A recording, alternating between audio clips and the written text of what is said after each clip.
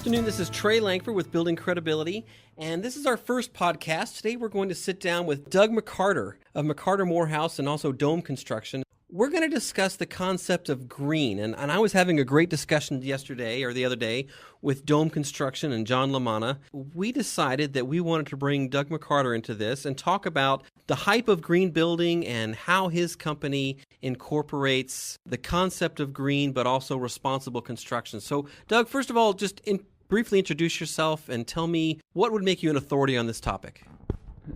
I don't know that I'm authority on the topic. I have an engineering background. I have a degree in finance, so I have a tendency to be very quantitative about how I look at things. And when we put together a project, I kind of try to balance what the costs are versus the value that you're receiving. And obviously, value includes a function of the long-term return to the consumer. So that's my perspective on things, and I have a tendency to try to factor in a certain amount of common sense too. Sometimes I think we can go overboard on the technical side, and we don't take a step back and say, does this make any sense? Let's talk about that specifically. So green right now is a very big movement in the world, and I know that your company looks at this as a serious issue within the building industry, but how does your company tackle green and incorporate that into the homes that you build and meet your clients' needs?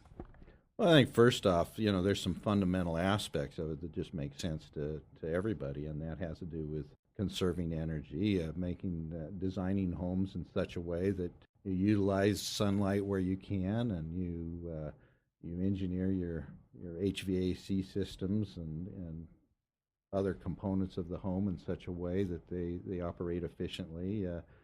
You insulate well, and you pay attention to those little details that make a big impact on the long-term operating costs of a home.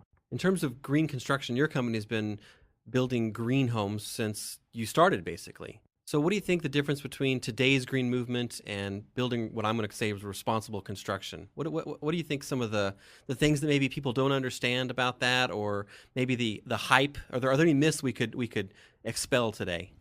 Well, I think number one, there are a number of new products out in the marketplace that are improvement, and they make homes better and make them more efficient, and they have less of an impact on the environment, I'm sure, and they make sense. With everybody focusing on green, that's a natural consequence, and so as a builder, you've got to be on top of things and keep abreast of the new technology and the new products and finds those things that make sense. But what I'm seeing is a whole lot of products that have been around forever and weren't necessarily great in the first place, and now somebody slaps a green label on it and says, well, this is a great deal, and they may even increase the price now because now it's now it's green. And they're not necessarily all that great. It's not necessarily a great improvement for the home you're building. It's not necessarily a great improvement for the environment or for energy conservation or anything else. But they kind of twist their perspective and say, "Oh, this is green." Marketing. Yeah, exactly. And it's natural in a capitalist system. If green is what's selling, you try to make everything you're selling be green. And so I think the consumer needs to be a little bit skeptical of everything they see, and they also have to decide about what it is they want out of their lifestyle. I was reading an article the other day where it was about somebody built a home, and they ride their bikes to work and everything else, and had made some real adjustments to their lifestyle in order to minimize the impact on their carbon footprint. Yeah, and that's fine. I think that's great if that's what you want to do.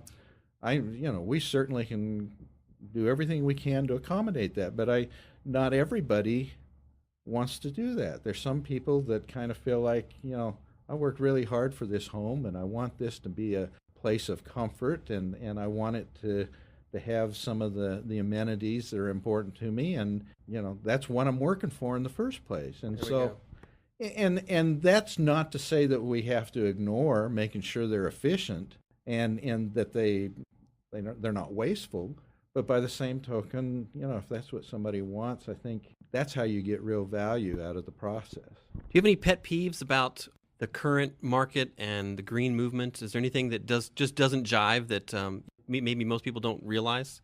Well, the biggest thing I see is they look at the immediate impact of something, for instance, and say, "Oh, this is a renewable resource," or "This is a green," or they have some new tag on it that they put on it.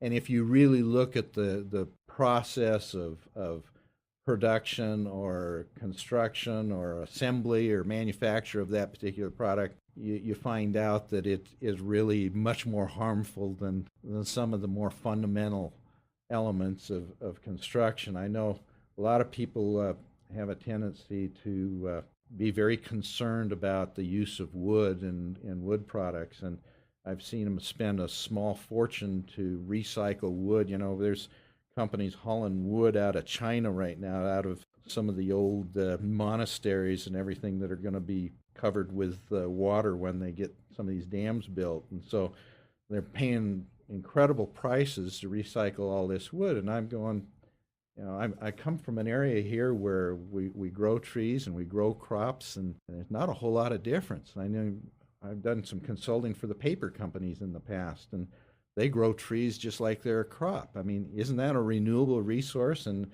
I was always taught that trees were really a good thing for the environment and for air quality. And so I have a hard time understanding what this avoidance of lumber and lumber products in the building process is for some people. I think we're not just stepping back sometimes and using common sense and saying, does this make sense? Can you tell me some of the things that McCarter Moorhouse does intentionally with your customers as a part of energy efficiency? Well, one of the things reason I like custom homes is because it affords me an opportunity to sit down with my customers and explain to them what the choices are and what are the pros and cons of each one of those choices. It's a question of cost, quality. If green or the environmental impact is important to them, it's something I can lay out to them and let them make those choices, and look at the trade-offs, because everybody has a different set of priorities in terms of looking at that. And so I like doing custom homes because I don't have to guess what my customer is going to want to put as priority. They tell me, and so my job's more of a consultant to let them know the facts of the matter. So my job is more of trying to be informed of what's going on, to be more quantitative, not to be try to be as objective as possible, and rather than being subjective. I try to be aware of the facts. I try to quantify things and allow my customers to make those decisions. And we've always done that. And most people, they make the kinds of decisions you would expect. They want energy efficiency. They want the most bang for their buck. And even in very high-end, very luxury homes, the dialogue is pretty much the same. Interesting. That's good. If you'd like to sit down with Doug and talk about the difference between green and building responsibly, is that a fair thing to say? We would encourage you to sit down with him. Doug McCarter is located at the corner of 5 Mile and Executive Road. There's a building called Dome Construction.